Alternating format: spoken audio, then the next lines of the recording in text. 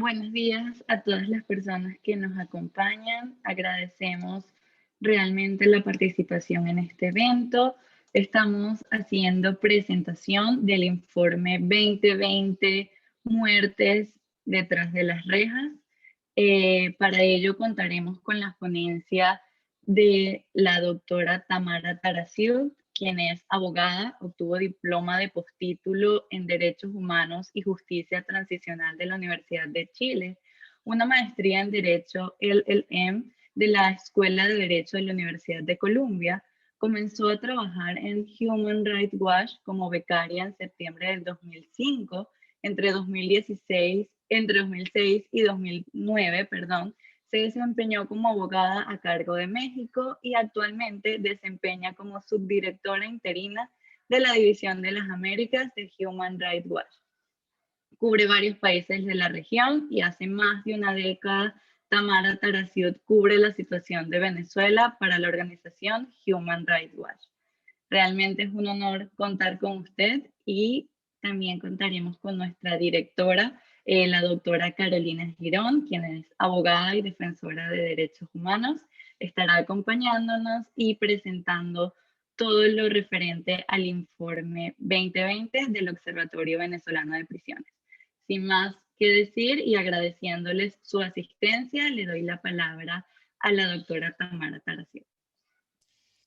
Muchas gracias, María Ángel, y al observatorio por invitarme. Sé que Carolina va a hablar después sobre los detalles del informe, así que yo simplemente voy a hacer unas reflexiones generales sobre el informe y también sobre el contexto más regional en el cual se da esto.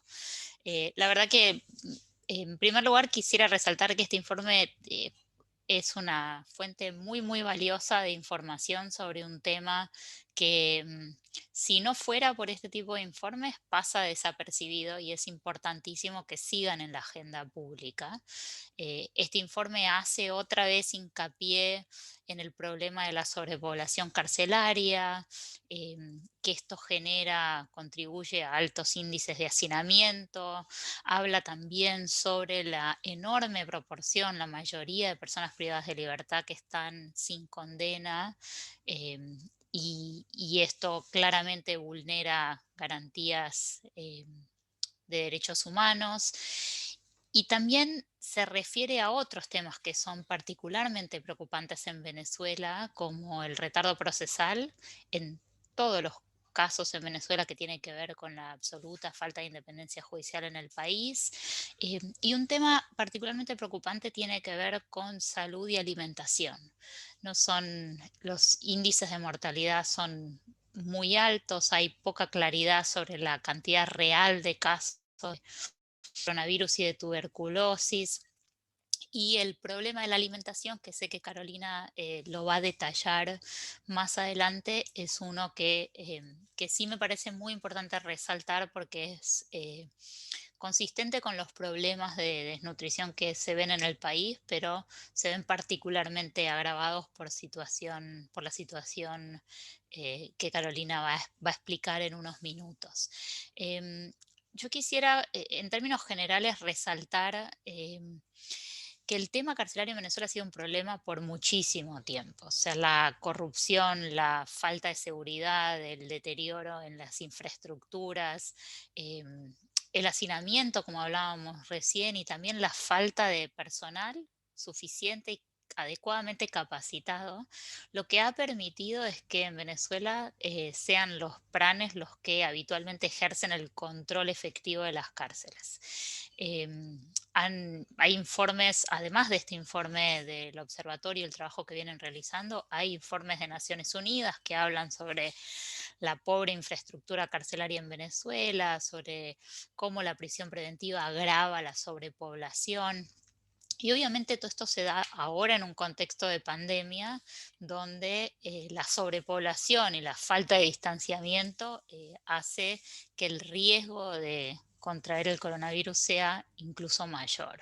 Y el otro punto que creo que es importante resaltar es que no se trata solo de pobres condiciones carcelarias como un problema que nos debe preocupar en sí mismo, sino que quiero resaltar que esto es un tema evidentemente de responsabilidad estatal, porque las autoridades venezolanas son las que son responsables por lo que ocurre dentro de las cárceles y lo que le pasa a quienes se encuentran bajo su custodia.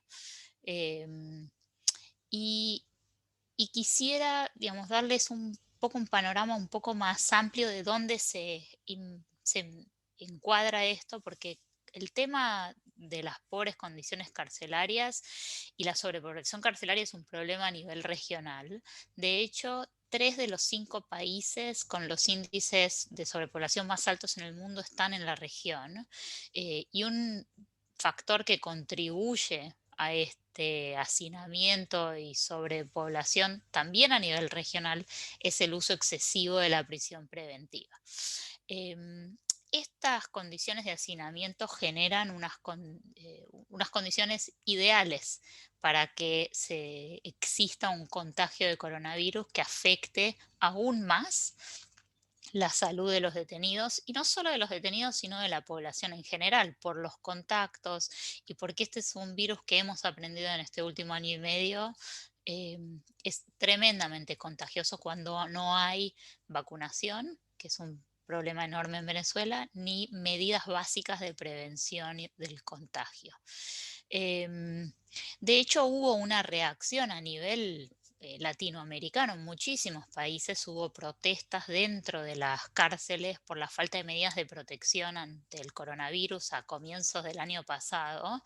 Hemos visto esto en protestas en Colombia, en Argentina, en Perú, en Brasil, y esto generó un enorme debate a nivel regional sobre cuál es la mejor respuesta para tratar de combatir el coronavirus en las poblaciones carcelarias. Y hay recomendaciones específicas del Subcomité de Naciones Unidas para Prevenir la Tortura, que específicamente le pidió a los gobiernos que en su respuesta al coronavirus reduzcan la población carcelaria en la medida de lo posible.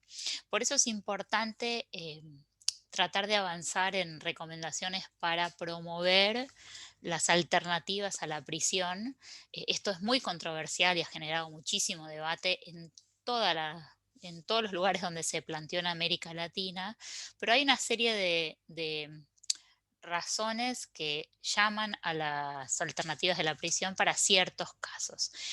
Por ejemplo, las autoridades deberían considerar alternativas a la detención para personas que están en prisión preventiva por delitos que son de baja gravedad o que no son violentos, o personas que no representen un riesgo significativo de fuga, por ejemplo, para quienes están en establecimientos con un régimen. En algunos países hay un régimen semiabierto, que durante el día están fuera y vuelven a dormir, no es necesario que eso ocurra.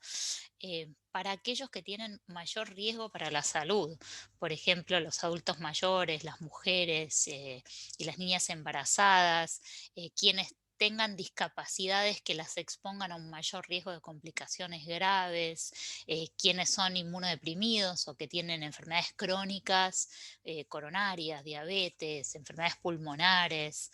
Eh, También es importante tratar de priorizar a quienes en casos donde resulta innecesario o desproporcionado que sigan detenidas. Obviamente yo acá estoy hablando de la población en general y no estoy entrando en la situación de presos políticos en Venezuela, y de aquellos que nunca ni siquiera deberían haber estado procesados y mucho menos presos.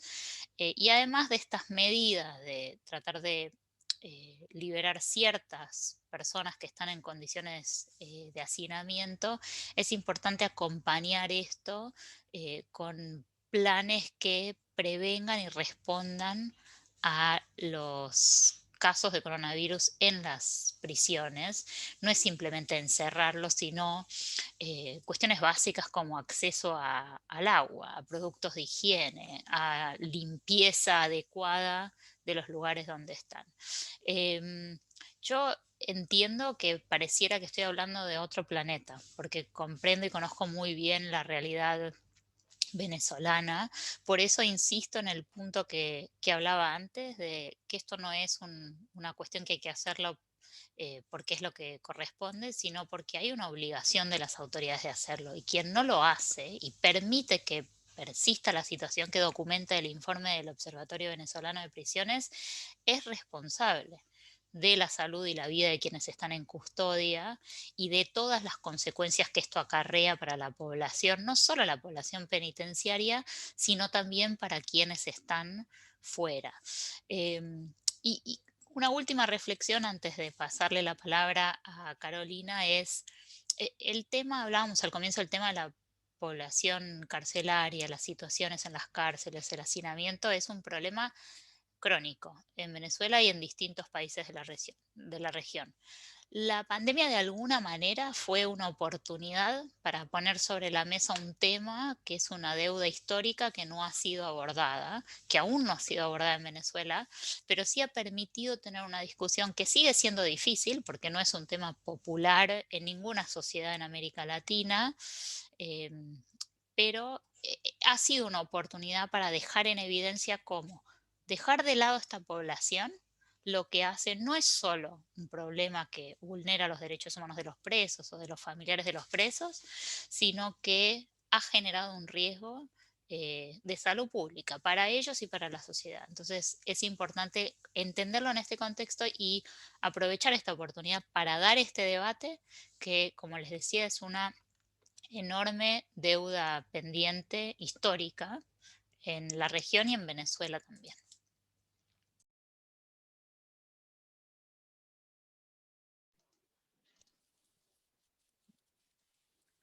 Muchísimas gracias, Tamara, doctora Tamara, por su ponencia. Realmente agradecidos por su participación.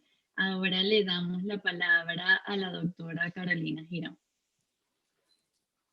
Muchas gracias. Bueno, un honor para el Observatorio Venezolano de Prisiones y en esta presentación contar con la presencia de Tamara Tariaciú, una defensora de derechos humanos legítima, comprometida con toda la región, igual que la organización donde trabaja y que ella está representando. Para nosotros, de verdad, muchísimas gracias, Tamara, porque sabemos que estás muy ocupada por todos los problemas que hay en la región y valoramos mucho este tiempo que nos has regalado y nos has compartido. Entrando ahora realmente con lo que es el informe 2020, presentando todas estas cifras que, bueno, que el observatorio de alguna manera ha dado y ha reflejado en ciertas y determinadas entrevistas, pero ya lo vamos a hacer de manera formal, ya está en nuestra página. También contamos con el informe impreso y realmente, bueno, vamos a verlo en cifras, todo lo que está sucediendo y vamos a compartir pantalla con unas láminas que preparamos al efecto.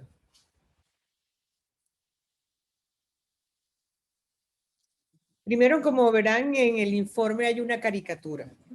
Esa caricatura fue realizada por el maestro Eduardo Sanabria, mejor conocido como Edo. Edo ha sido un gran colaborador para el observatorio. Su generosidad con todas las cosas que le hemos pedido y a veces lo que nos dice es, dime de qué quieres hablar, de qué va, y de repente nos mandas estas cosas tan bonitas, estas ideas, estas caricaturas. Para Edo también muchísimas gracias poner su arte y prestaron su arte a las ONG y eso también te hace formar parte de lo que es la comunidad de defensores de derechos humanos. Te queremos mucho, Edo. No sé si estás aquí con nosotros, pero si te llega el mensaje, te queremos mucho. Seguimos ahora, por favor, María Ángel. Fíjense, viendo la población reclusa en Venezuela, tenemos que desde el 2017 al 2020, la población reclusa ha disminuido. Sin embargo, seguimos manteniendo la situación de hacinamiento crítico porque tenemos una capacidad instalada real de 26.238. O sea, en Venezuela hay 26.238 plazas para internos. Y como verán, como veremos, aun cuando para el 2020 teníamos una población de 37.000, superamos lo que es la capacidad instalada. Sin embargo, hemos sufrido en los años que se cerraron 10 centros penitenciarios y perdimos alrededor de 5.000 plazas, quedando la capacidad instalada en 21.848. Seguimos con un hacinamiento de 171%, lo que, fíjate algo, los hacinamientos tienen unos estándares. Entonces hay el estándar internacional de capacidad. Y el estándar internacional de capacidad nos establece que una cárcel está en riesgo crítico cuando ya supera el 45%, el 40% de su capacidad instalada. En Venezuela, todos los centros penitenciarios se encuentran en riesgo crítico. Realmente unos más, unos menos, pero en general esa es la situación de Venezuela. Seguimos con la otra. También tenemos la distribución de la población reclusa. Entonces tenemos la región central que compone los estados, Aragua, Cogede, Guárico y Carabobo, es la que mayor número de presos tiene, porque ahí tenemos Tocorón, que es una cárcel que tiene alrededor de 5.000 presos, Tocuyito, que tiene 6.000, están ahí 5.000, redondeando. Tenemos 26 de julio en el estado Guárico. Tenemos el internado femenino en el estado Guárico. Y realmente es la zona donde mayor cantidad de población penitenciaria. También tenemos que tener en cuenta que al haber sido cerrados 10 centros penitenciarios y Caracas quedarse sin cárceles, mucho de las personas que tienen que cumplir una pena están siendo trasladadas a los centros más cercanos. Si no es Yare o en la región central, que está Yare, está el Rodeo, y de los cuales también hay centros que han sido cerrados, como Yare 1 y el Rodeo 1, que permanecen cerrados, igual que el internado judicial de Los Teques, que ahora es un centro para femeninas llamado Las Crisálidas. Entonces están siendo trasladados a lo que es más cercano, pero sin embargo siguen lejanos de la jurisdicción de los tribunales. Y así seguimos. Quiero hacer una acotación con respecto al estado Zulia, en el sentido que verán que ahí hay 2.084 presos.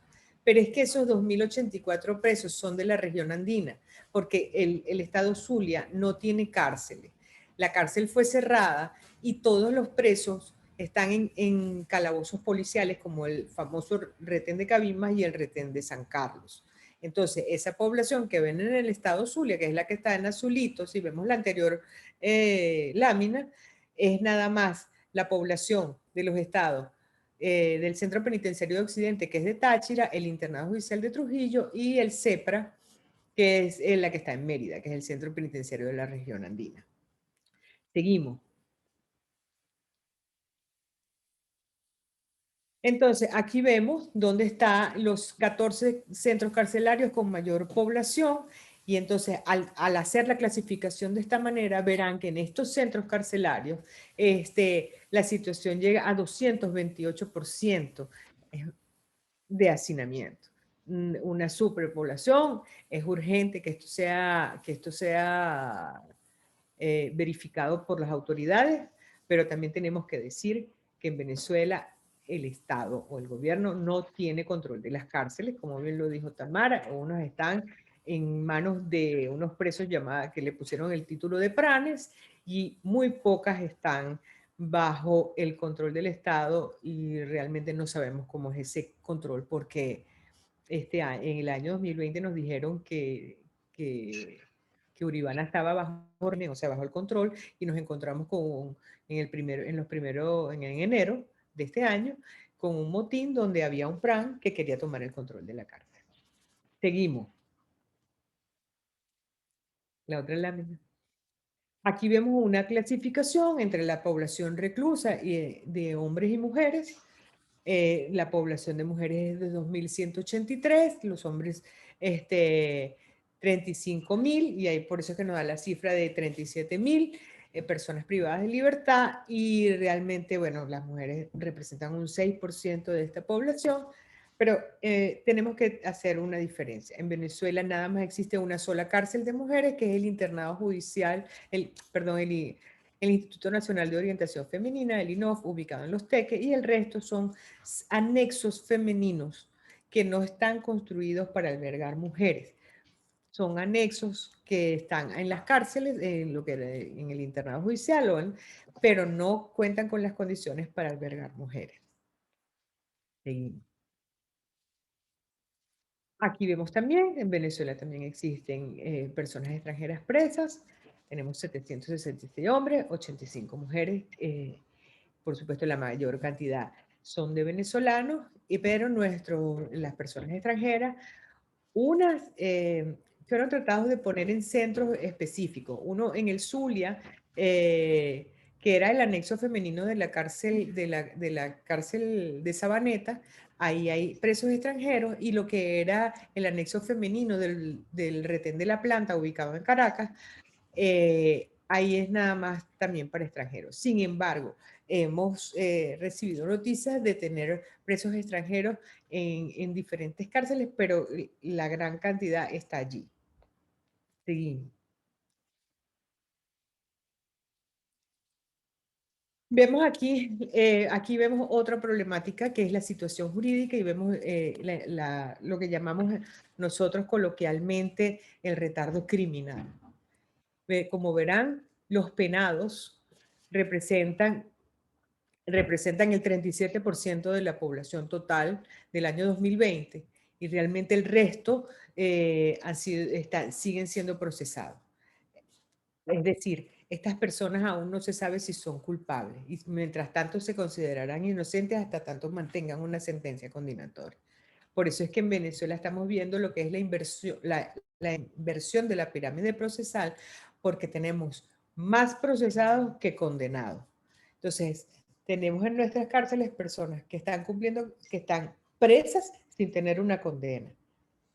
Eso también, como lo dijo Tamara, no es único de Venezuela, también sucede en la región. Sin embargo, la situación en Venezuela en el año 2020, con el contexto de pandemia, hubo un 100% de retardo procesal, porque el Poder Judicial estuvo paralizado un año y no hubo ni sentencias, ni revisión de las ejecuciones de pena, ni revisión de los juicios, porque el Poder Judicial simplemente trancó sus puertas.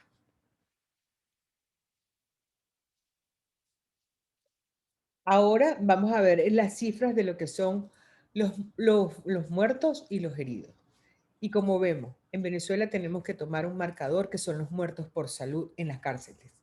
Entonces, en el 2017, esta situación de muertos por desnutrición, y que a su vez cualquier enfermedad, oportunista o no, o la enfermedad típica de los centros carcelarios, que es la tuberculosis, cuando es contagiada una persona que se encuentra en desnutrición, generalmente lo lleva a la muerte, pero no es por la tuberculosis en sí, es por la desnutrición que viene presentando.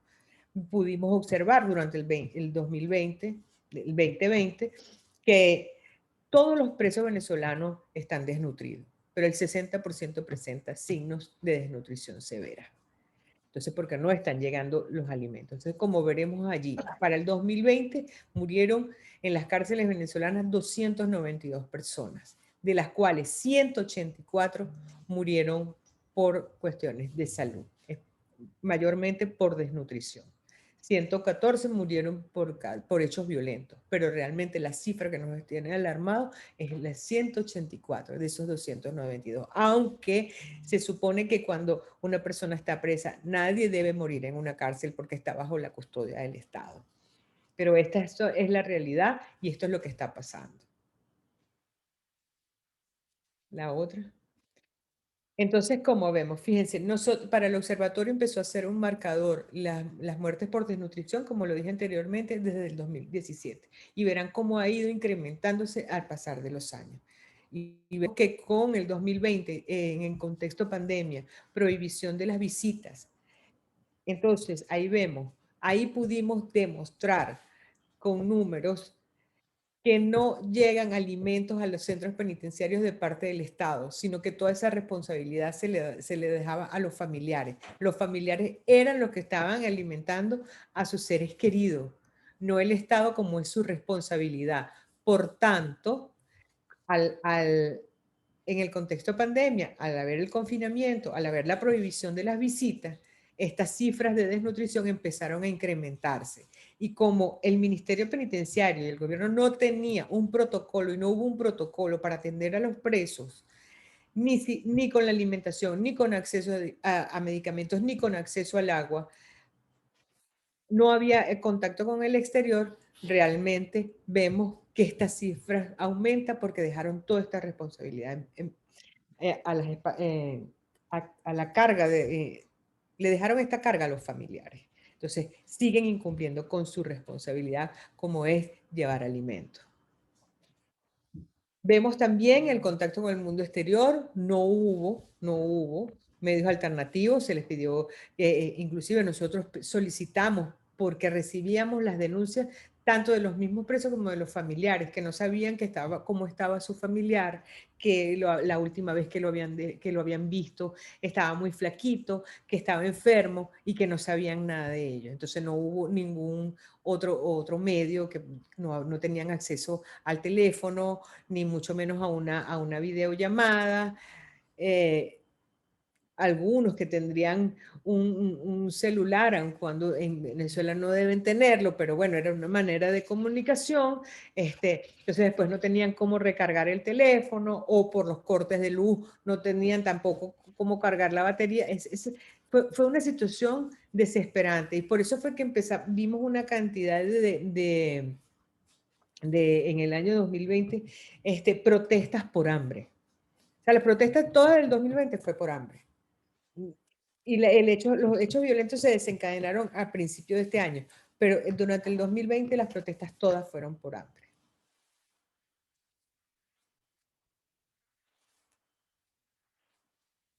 ¿Qué también vimos, que observamos también en el 2020? Las llamadas liberaciones por el régimen de confianza tutelado. Primero tenemos que decir que ningún órgano administrativo tiene la facultad para otorgar libertades. Eso es única y exclusivamente, tiene la competencia los jueces de ejecución. Son los jueces los únicos que pueden dar libertades. Las únicas libertades que se pueden dar por vía administrativa o por el Poder Ejecutivo es el indulto, el sobreseimiento de la causa, las amnistías, pero eso es ya otro tipo de situación. Aquí no, aquí el ministro de Asuntos Penitenciarios, con un acta levantada en los centros penitenciarios, otorgaba libertades. El Código Orgánico Penitenciario no lo tiene establecido. El régimen de confianza tutelado significa que cuando una persona que está presa cumple los requisitos para tener una medida alternativa de cumplimiento de pena, puede solicitar ante el establecimiento el régimen de confianza. Y eso es que sea trasladado dentro del mismo centro a un sitio de reclusión abierta, a los fines de que él tenga un poquito más libertad, ya sean centros agroproductivos, haga otro tipo de trabajo, más nunca es una libertad. Entonces, eso lo vimos, que se otorgaron 3.600 libertades bajo esta situación. Seguimos.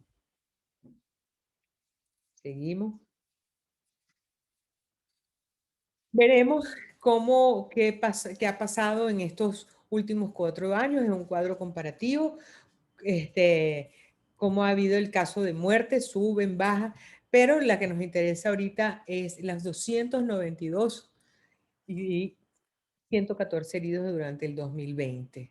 Eso, hubo un incremento con respecto al 2019, aún en un contexto pandemia.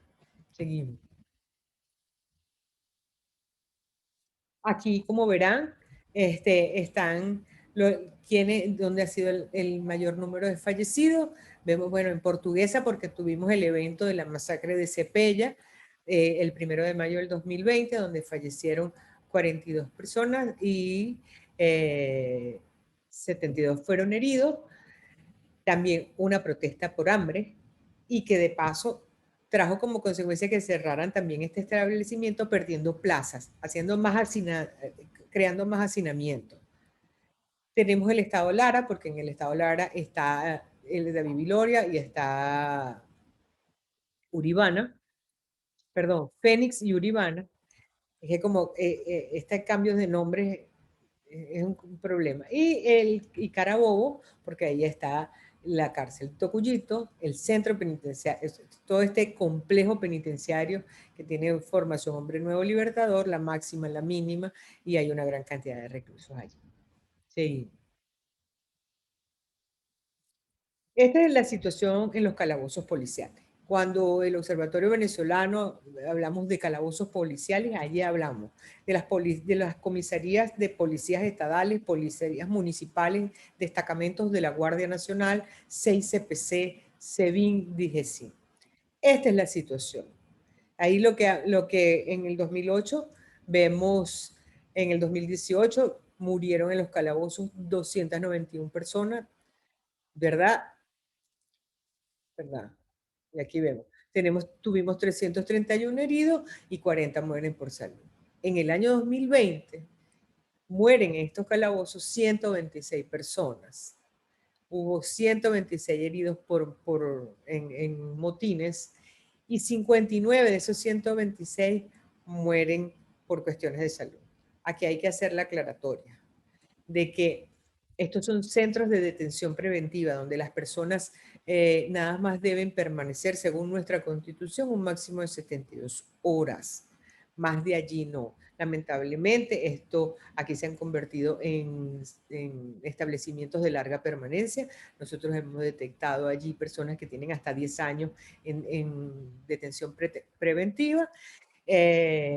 Muchas están cumpliendo condena y realmente es una situación muy grave porque tenemos a los policías y a los órganos de seguridad del Estado cuidando presos, para lo cual no están preparados, sin hacer las labores de seguridad ciudadana, y en sitios donde, fíjense, las comisarías bases tienen una capacidad instalada como para entre 5 y 10 personas, y ahí encontramos hasta 100 presos. Tenemos las más grandes, que son las comandancias, que tienen una capacidad para 80, y como en el caso de la comandancia de San Felipe, en el estado de Yaracuy, que tiene 780 presos. También tenemos la situación de las mujeres privadas de libertad, como les dije anteriormente. Nada más contamos con una sola cárcel de mujeres, que es el INOF.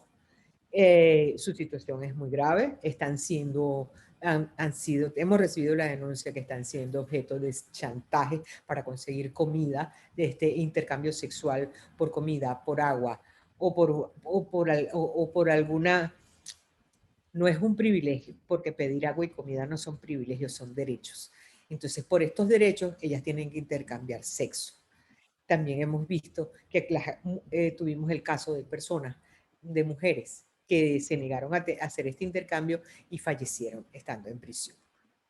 Entonces, eso también está todo documentado en el informe sobre mujeres en prisión que recientemente presentamos, y con expertas que hablaron del tema, y ahí conseguirán toda la información. Tenemos el caso de los jóvenes adolescentes en conflicto con la ley penal. Contamos con una población de 3.500 adolescentes en situaciones realmente infrahumanas. Muchos de estos adolescentes también sufren de retardo procesal. En el contexto de pandemia, también sus familiares no recibían visitas. La alimentación sí ha sido algo regular en estos centros de atención de adolescentes, y vemos que aquellos que están adscritos a las gobernaciones, o sea, que están en la descentralización, están manejándose mejor que los que fueron centralizados por el ministerio. Como toda la infraestructura carcelaria, estos centros de detención están en el piso, todo lo que es su infraestructura.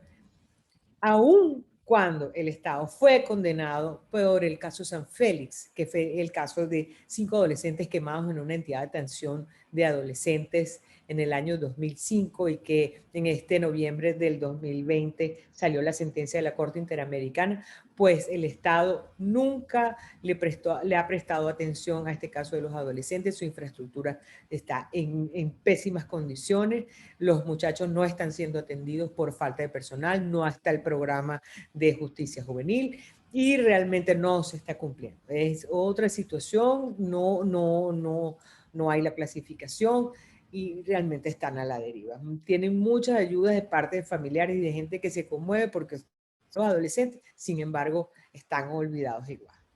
Con respecto a las personas LGBTI, tenemos que, bueno, son personas que están siendo discriminadas, si muchas de ellas ocultan su situación por medidas de protección, porque ni son protegidas ni por sus pares ni por el Estado. Entonces, si se manifiestan con ser personas de LGBTI, entonces reciben bullying, son utilizadas sexualmente, son las personas que entonces son utilizadas para recoger el aseo, para hacer las limpiezas, y cuando su vida está siendo muy amenazada, pues la única solución que han conseguido las autoridades son aislarlas por mucho tiempo y mantenerlos encerrados sin darles la verdadera protección. Y con respecto a las personas transgéneros, pues no hay esta distinción en Venezuela y son encarceladas según el sexo determinado por su nacimiento. Seguimos. Venezuela en la región es el país que más medidas tiene en centros penitenciarios. Tenemos el internado judicial de La Pica, que tiene medidas provisionales dictadas por la Corte Interamericana de Derechos Humanos, y tenemos que decir que, bueno, el Estado no ha cumplido con ninguna de las medidas. Sigue el hacinamiento, siguen dándose fallecidos en estos centros, y pues no ha cumplido para nada. El Estado no está respondiendo a las medidas ni a lo que se sometió en el sistema interamericano, y lamentablemente seguimos sufriendo estas cárceles. Como verán, tienen los mismos fallecidos, los fallecidos por salud y heridos. Nada más, estos números que estamos viendo en esta lámina son los centros penitenciarios que están protegidos por medidas cautelares de la Corte Interamericana de Derechos Humanos. Como veremos, hubo 58 fallecidos, de los cuales 34, a diferencia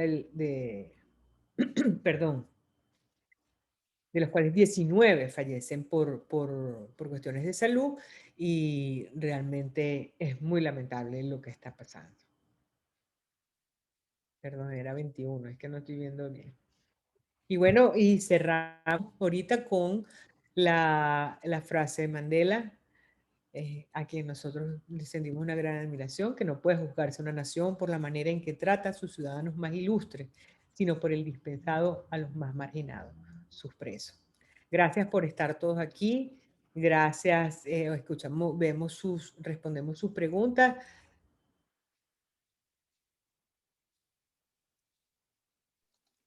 Sí, bueno, muchísimas gracias por la presentación, doctora Carolina. Ahora, bueno, si alguno de los participantes tiene alguna pregunta referente al informe 2020, la pueden hacer a través del chat o pueden levantar la mano para darle acceso a su micrófono. Entonces, estamos atentos a las preguntas para ser respondidas a la brevedad posible.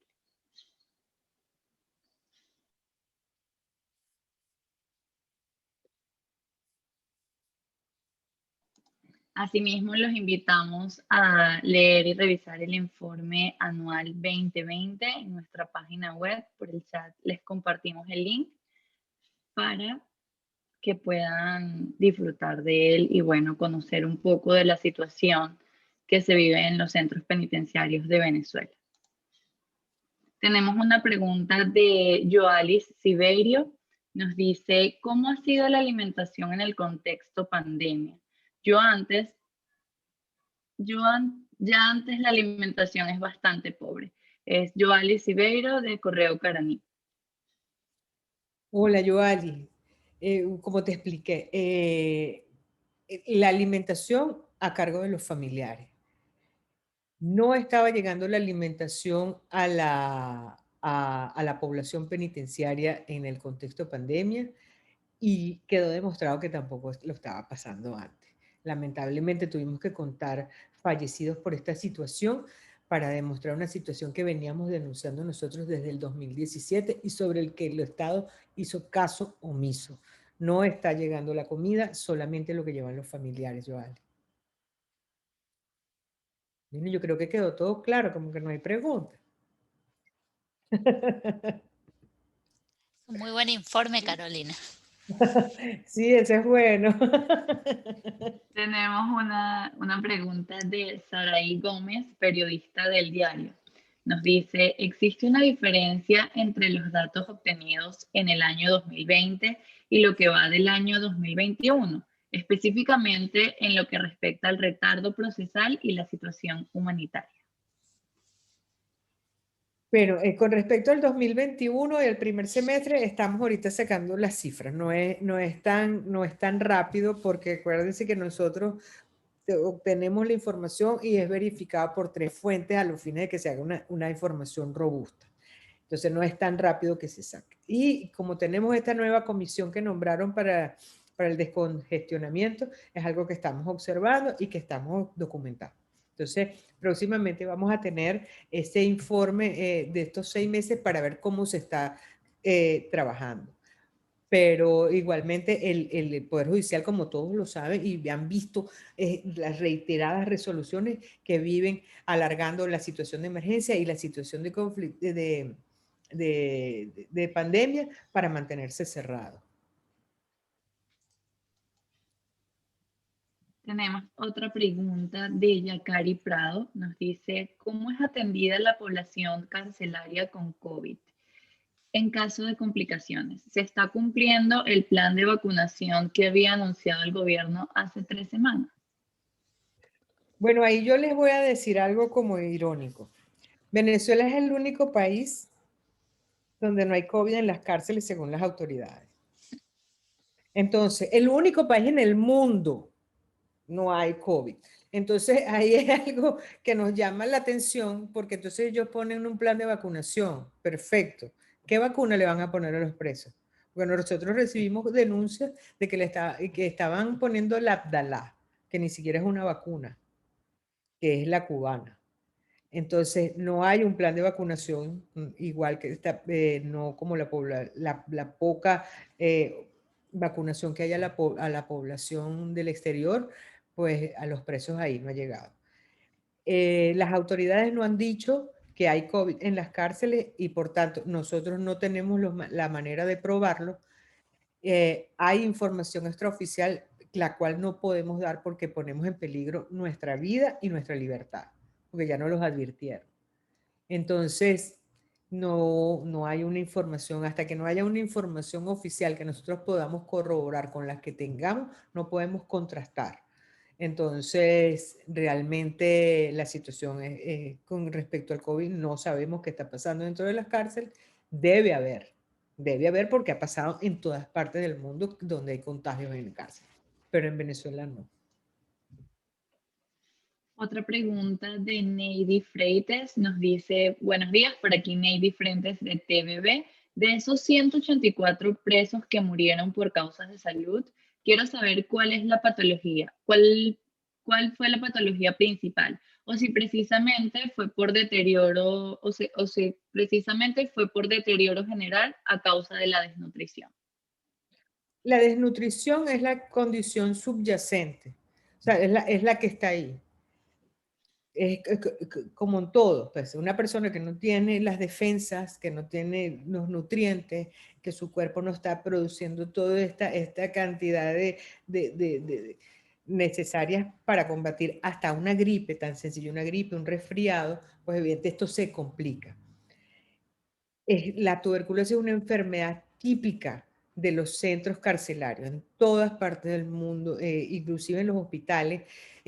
por eso es que sacan muy rápido a las personas de hospitalización para evitar este tipo de enfermedades, porque son típicas. En Venezuela la tuberculosis fue erradicada hace mucho tiempo y contábamos con los tratamientos para la tuberculosis, también para la detección, pero lamentablemente eso no está llegando a los centros penitenciarios. Hay algunos que fueron diagnosticados y tuvieron el tratamiento, pero en el contexto de pandemia, al llevar los alimentos y llevar estos tratamientos, los familiares tenían que ir al Ministerio de Salud, tomar el tratamiento de su hijo, y los familiares eran los que llevaban el tratamiento contra la tuberculosis a su ser querido. Si yo en 4 meses prohibí la entrada, no permitía que llevaran alimentos ni medicamentos, aquellos que estaban con el tratamiento lo perdieron y sus cepas se hicieron resistentes y no se cumplió un protocolo nuevo para esta nueva cepa resistente de la tuberculosis, y esto se incrementó. Y si yo estoy presentando una desnutrición, y como les dije, 60% de desnutrición severa, pues evidente cualquier enfermedad que los está llevando a la muerte. Cualquier enfermedad. Tenemos otra pregunta de Carolina Alcalde. Nos dice, buenos días, perdí la conexión por un momento. ¿Es un deber del Estado garantizar la alimentación a los privados de libertad? Al no hacerlo, se está cometiendo un delito de lesa humanidad. Se lo dejo a Tamara que le responda a Carolina. Gracias. Sin ninguna duda hay un deber de garantizar la alimentación y la salud, porque el Estado tiene responsabilidad sobre qué es lo que ocurre con las personas que están bajo su custodia. Entonces, todo lo que pasa dentro de una cárcel cuando un preso no tiene acceso a la alimentación, a la salud, el hacinamiento, las muertes, la violencia carcelaria por guardias, todo es responsabilidad del Estado. Ahora, establecer que eso es un crimen de lesa humanidad es más difícil. El estándar para qué se considera un crimen de lesa humanidad a nivel internacional es súper alto. Son los crímenes más graves del mundo. Estamos hablando de genocidios. En la Fiscalía de la Corte Penal Internacional se está discutiendo la situación de Venezuela. Ya sacaron un informe donde dicen que hay evidencias de que se están cometiendo crímenes contra la humanidad en Venezuela, que lo están analizando para llevar esta situación a juicio ante la Corte Penal Internacional, pero no se refiere a la situación dentro de las cárceles, sino más bien a la arremetida contra opositores políticos y críticos, que incluye las detenciones arbitrarias, pero no necesariamente las condiciones en las cárceles y la falta de alimentación. Sino que se trata de las masivas detenciones en contra de críticos y opositores, las torturas contra quienes son detenidos en estos centros de detención, y casos como ejecuciones o desapariciones forzadas de corto plazo, cuando la gente se la llevan y no se conoce su paradero por un tiempo, hasta que los familiares o los abogados dan con ellos. Pero no se trata específicamente el tema de la alimentación como un delito de lesa humanidad en esta investigación de la Corte Penal Internacional, ni en el informe del experto, del grupo de expertos independientes de Naciones Unidas, que también concluyó que hay evidencia de crímenes contra la humanidad por los mismos otros temas que vemos en Venezuela que les comentaba recién. Muchísimas gracias por la respuesta. Por acá tenemos al periodista Reinaldo Mozo de Efecto Cocuyo, quien nos pregunta si los presos con VIH están recibiendo atención médica y si hay una data de cuántos presos con VIH hay en el país. No, Reinaldo, no hay una data, lamentablemente. Hay algunos pocos que estaban recibiendo el tratamiento. Y lo mismo que pasó con el tratamiento con la tuberculosis, pasó con los tratamientos antirretrovirales. Perdieron el tratamiento durante 4 meses.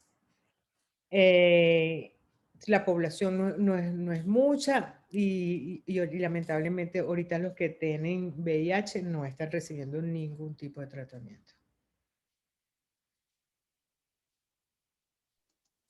por el Una momento. cosa, acabamos de recibir una denuncia de que están trasladando desde el estado Amazonas una población, indígenas que estaban detenidos y todos tienen tuberculosis. No sabemos, los familiares no saben a dónde los están trasladando y realmente esto es una situación que tenemos que tener en cuenta porque es nuestra población indígena que está presa, es una población vulnerable y que también ha sido objeto de atención de los organismos internacionales y están siendo trasladados y no se sabe a dónde están. Entonces, esto es otra situación que está pasando, el traslado de presos sin ningún tipo de información, sin ningún tipo de orden y sin decirle a la gente a dónde van. Y más esta población, o sea, la población indígena tiene una cultura diferente que tiene que ser respetada y esto no se va a respetar. Ya tenemos el caso del preso político de la etnia Pemón que murió en el rodeo por falta de atención médica, aun cuando tenía medidas humanitarias y tenía medidas provisionales de la Comisión Interamericana de Derechos Humanos. Bueno, por el momento no tenemos más preguntas, entonces creo que podemos ir finalizando el evento, realmente, la rueda de prensa, realmente agradeciéndoles nuevamente por su participación a las ponentes, a la doctora Carolina Girón y Tamara, que es una invitada de que nos honor. acompañó. Muchísimas Que nos gracias por la acompañó. invitación y felicitaciones por el informe. Perdón que te interrumpí, María No. No se preocupe, muchísimas gracias. Y bueno, a cada uno de los participantes por por interesarse en estos temas, que realmente para nuestra organización es el pilar fundamental, la defensa de los derechos humanos de las personas privadas de libertad en el país. Entonces, muchísimas gracias por interesarse y por su asistencia. Ya saben que pueden seguirnos en nuestras redes sociales, OVE Prisiones en Instagram y en Twitter, y Observatorio Venezolano de Prisiones en YouTube y en Facebook. Gracias a todos por Muchísimas estar gracias. y por desear, por estos periodistas estar aquí con nosotros. Muchas gracias. Un abrazo a todos. Abrazo, Tamara. Chao.